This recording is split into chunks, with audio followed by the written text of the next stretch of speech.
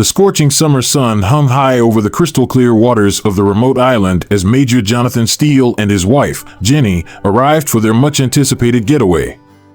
After months of grueling military operations, this trip promised to be a peaceful escape from the chaos that often engulfed Jonathan's life as a decorated Marine.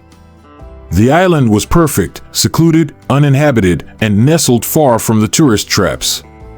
For Jonathan, who had spent years in combat zones, the stillness was both foreign and welcome. Jenny, his rock throughout the years, looked forward to reconnecting after long deployments had kept them apart. Their beachside villa, a quaint structure of bamboo and stone, offered a panoramic view of the endless ocean.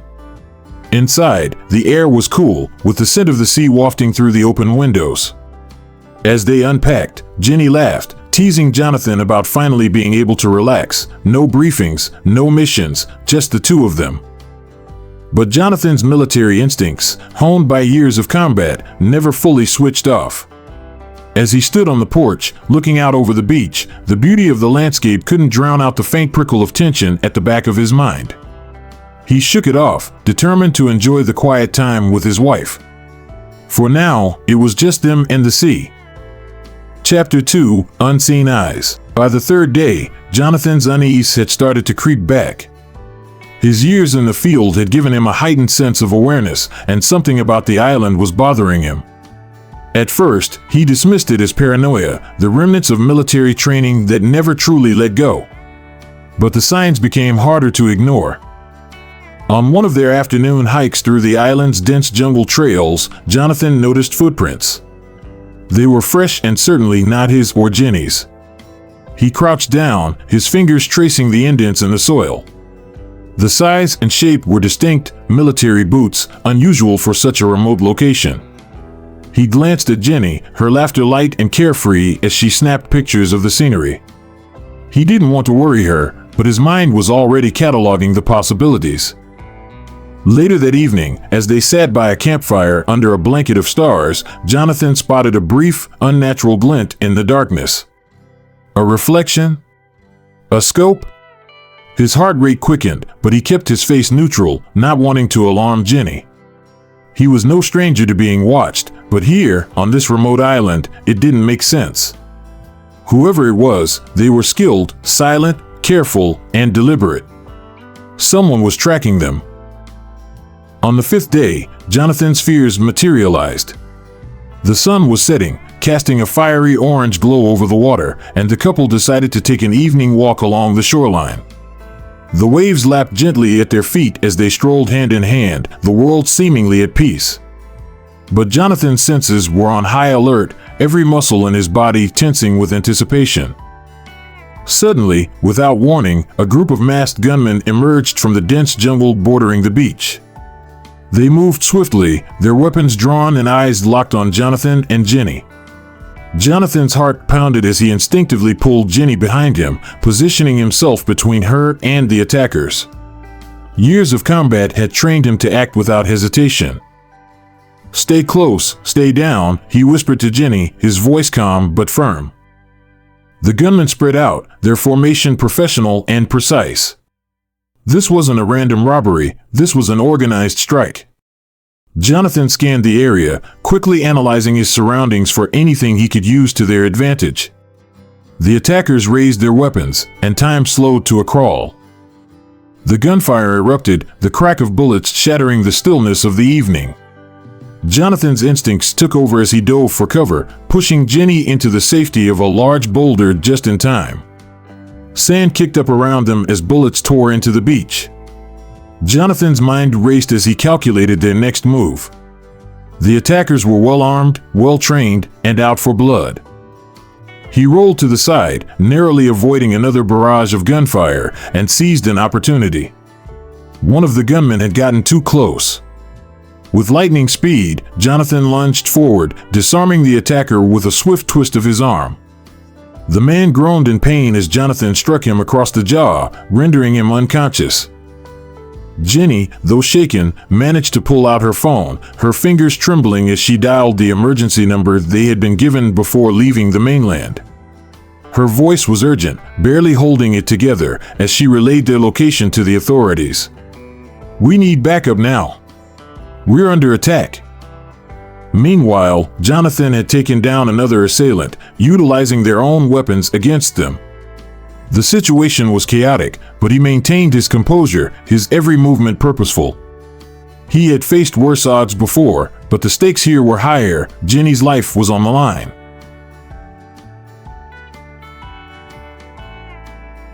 As the firefight raged on, Jonathan and Jenny were running out of time.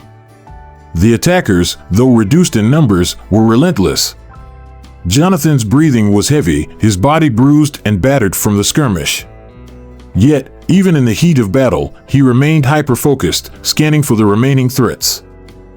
Jenny's voice, still frantic, was met with a reassuring response through the phone speaker. Backup was en route, but it would take precious minutes. Jonathan knew they had to hold out a little longer.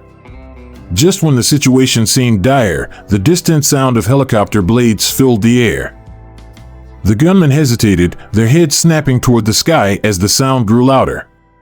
Jonathan seized the opportunity, taking down the last two attackers with precision strikes, leaving them incapacitated in the sand. He stood, breath ragged, as the Marine helicopter came into view, its floodlights piercing through the twilight. The helicopter hovered over the beach for a moment before touching down, its doors sliding open to reveal a team of heavily armed Marines. Jonathan's relief was palpable as he saw familiar faces, including Captain Reynolds, his old comrade. The Marines swiftly moved in, securing the area and ensuring there were no remaining threats. As Jonathan helped Jenny aboard the helicopter, he looked out over the beach, now littered with unconscious assailants, and felt the weight of the ambush finally lift. They had survived, but questions burned in his mind. Who had sent these men? Why were they targeted? As the helicopter lifted off, carrying them away from the chaos, Jonathan knew the fight wasn't over. This was just the beginning. The story of Island of Shadows deepens as Jonathan begins to unravel the mystery behind the ambush, leading him into a dangerous web of betrayal and vengeance. As the helicopter soared into the night sky, Jonathan Steele couldn't shake the burning questions racing through his mind. The island ambush was no random act, but a carefully orchestrated assault. Someone with resources, knowledge of his past, and a deadly grudge had targeted him and Jenny. The hunt for answers would take Jonathan into a darker world, where shadows of his past missions lurked, and enemies long thought defeated were waiting. The quiet retreat had turned into a battleground. And now, Jonathan was ready to go on the offensive. The rhythmic thrum of the Marine helicopter's rotors echoed through the night, cutting through the tension that still hung in the air. Jonathan Steele, battered but alert, watched the beach shrink below as he and Jenny were pulled away from the ambush. The momentary relief of safety was palpable, but the adrenaline hadn't fully left his system. Hours later, Jonathan and Jenny sat in a secured military base on the mainland, far from the island's treacherous shores. Inside a sterile debriefing room, the atmosphere was tense. Jenny sat quietly beside Jonathan, her fingers still trembling slightly as she clutched a mug of tea. Across the table, Captain Reynolds and an intelligence officer, Lieutenant Davis, combed through reports and photos of the attackers. Davis leaned forward, his expression serious. "Major Steele, we've run preliminary checks on the attackers you incapacitated. They aren't local. These men are mercenaries, hired guns. They've operated in various parts of the world, and they don't come cheap." Jonathan's brow furrowed. He'd suspected as much, but hearing it confirmed stoked a fire in his gut. "Who hired them?" he asked, his voice hard. "We're working on it," Davis replied, flipping through a dossier of information. "But one thing's for certain, this wasn't random. Someone with serious resources wants you dead, Major. We'll need to dig deeper into your past operations to identify any potential threats." Jonathan's mind raced back through the countless missions he'd undertaken during his military career. There had been enemies, dangerous ones, but most were either dead or locked away. However, one face flickered in his memory, a shadowy figure from a classified mission years ago, someone he had hoped he'd never hear about again. As the meeting continued, Jenny leaned in closer to Jonathan. "What's going on, John?" she whispered, her voice laced with fear. "Who would do this?" Jonathan sighed, rubbing his temple. "There's someone I thought was out of the picture. I'm not sure yet, but if it's him, we're in deeper trouble than I thought." As the investigation deepened, Jonathan's suspicions grew. The attackers were too coordinated, their timing too perfect. The more he thought about it, the more convinced he became that this was personal, a vendetta from someone who wanted not just to kill him, but to make him suffer. He began reviewing his past missions, particularly the ones that had left enemies in powerful places. One mission stood out above the rest. Years ago, Jonathan had been part of a covert operation that dismantled an international arms smuggling ring led by a ruthless figure known only as Kazim, a man who had eluded authorities for years before Jonathan and his team crippled his network. During the raid, Kazim had escaped capture, disappearing into the criminal underworld, swearing revenge on those who had ruined him. Kazim's organization had been shattered, but he had the connections, the money, and the motive to come after Jonathan now. "Kazim," Jonathan muttered, more to himself than anyone else, his hand tightening into a fist. Reynolds glanced at him sharply. "Kazim? The arms dealer?" Jonathan nodded, his mind already working through the possibilities. "He's the only one with the resources to pull this off. He was in deep before we broke his network. But if he's still out there..." Reynolds frowned, understanding the gravity of the situation. "If Kazim's after you, it's not just about revenge. He'll want to send a message. And he won't stop until you're dead." Jonathan stood abruptly, his mind racing. "I need to take this fight to him. If we wait for him to strike again, more people will get hurt." His eyes flickered to Jenny, who watched him with growing fear and understanding. This wasn't over. Not by a long shot. Determined to end the threat once and for all, Jonathan began assembling a plan. Through his contacts in military intelligence, he discovered that Kazim had resurfaced in the Middle East, operating under the radar with a network of loyalists. Jonathan knew that confronting Kazim meant diving into dangerous territory. He would need to go undercover, into a world of black market arms deals and ruthless mercenaries. Reynolds, sensing the gravity of Jonathan's resolve, arranged for a small tactical team to be deployed with him. "We can't let you go in alone," Reynolds insisted. Reynolds, sensing the gravity of Jonathan's resolve, arranged for a small tactical team to be deployed with him. "We can't let you go in alone," Reynolds insisted. "Kazim's operation may be fractured, but he's still dangerous. You'll need backup."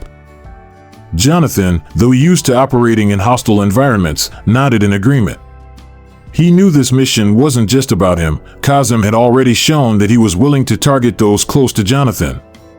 Jenny's safety was at the forefront of his mind, and the thought of leaving her behind while he dove headfirst into danger weighed heavily on him.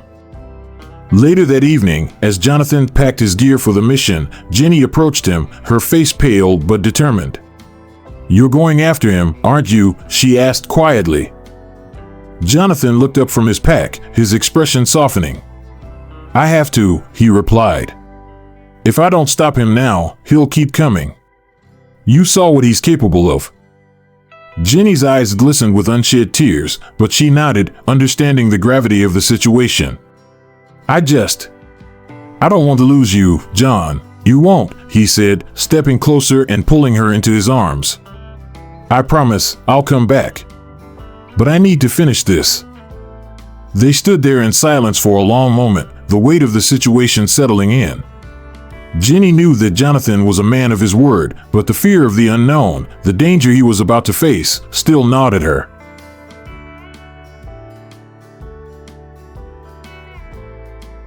The next day, Jonathan and his team boarded a military transport plane bound for the Middle East.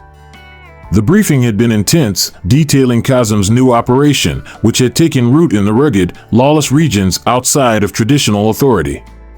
Kazim had rebuilt his empire in the shadows, using the chaos of war-torn areas to his advantage, and Jonathan knew that tracking him down would require precision, patience, and a willingness to fight on Kazim's turf. The plane cut through the dark sky, the team sitting in silence as they mentally prepared for what lay ahead. Jonathan's mind, however, was far from quiet. The stakes were higher than ever before. Kazem had proven that he wasn't just targeting Jonathan, he was willing to hurt the people Jonathan loved. That knowledge burned deep in Jonathan's chest, fueling his resolve. As they landed on the barren airstrip, the team was greeted by a local contact, an ex-intelligence officer who had been tracking Kazem's movements for months. Kazem's stronghold is deep in the desert, the contact explained as they gathered around a map. He's using old arms depots and fortifications to shield himself. He's got men, weapons, and money, everything he needs to hold his ground. Jonathan studied the map, his jaw clenched in determination. We go in fast, under the radar. I don't want Kazem to know we're coming until it's too late. The plan was set. Under the cover of darkness, Jonathan and his team would infiltrate Kazem's compound, neutralize his guards, and capture him. The mission was high risk, one wrong move, and they could find themselves outgunned in enemy territory. But Jonathan's focus was unshakable. He wasn't just going to bring Kazem down, he was going to end the threat for good. As the team prepared to move out, Reynolds pulled Jonathan aside. "You've been through hell already, Steele," he said, his voice low but steady. "Don't let this mission consume you. We'll get Kazem, but you've got people to come back to." Jonathan nodded, appreciating the sentiment, but he knew there was no turning back now. Kazem had crossed a line that couldn't be ignored. This wasn't just another mission, it was personal. The desert night was cold as the team set out, their movements silent and swift across the sand. Jonathan led the way, his eyes scanning the horizon for any signs of movement. Every step brought them closer to Kazem, and every second felt like the calm before the storm. As they approached the outskirts of Kazem's compound, the tension in the air thickened. The walls were fortified, and guards patrolled the perimeter. Jonathan's heart pounded in his chest, but his hands were steady. This was what he had trained for. Years of combat experience and tactical operations had prepared him for this moment. In the distance, the faint glow of lights flickered from within the compound. Jonathan signaled to his team, and they moved into position, ready to strike. The time for questions, fear, and hesitation was over. Jonathan's grip tightened on his weapon as he whispered into the radio. "Team, this is it. We move in on my mark." The fight wasn't over. As the first light of dawn began to creep over the desert horizon, Jonathan and his team positioned themselves outside Kazem's heavily guarded compound. The air was dry and cold, carrying a palpable sense of urgency. Jonathan reviewed the plan one last time in his mind, focusing on every detail. With a signal from Jonathan, the team moved swiftly. They approached the compound under the cover of darkness, expertly bypassing the outer security measures. The compound was a sprawling network of fortified buildings, watchtowers, and armed guards patrolling the perimeters. Jonathan's team, equipped with night vision goggles and silenced weapons, silently incapacitated the guards one by one, ensuring their approach remained undetected. Inside the compound, the team navigated through a maze of corridors and rooms, each step bringing them closer to their target. Jonathan's senses were heightened, every sound and movement analyzed. The compound's interior was a stark contrast to the desolate desert outside, a hive of activity, with mercenaries moving about, their voices low and urgent. Jonathan and his team encountered several obstacles along the way: locked doors, security cameras, and more guards. Each challenge was met with a solution, from using cutting-edge tools to employing stealth tactics. They moved with a precision that came from years of experience, their movements synchronized and methodical. As they reached the central building of the compound, the tension was almost unbearable. Jonathan signaled for the team to halt and listen. Through the thick walls, he could hear Kazem's voice, speaking in a low, authoritative tone. It was time. The team breached the central building's entrance with a carefully executed plan. Explosives planted on the door blew it open with a thunderous noise, shattering the silence. Jonathan and his team stormed in, weapons ready, their adrenaline surging.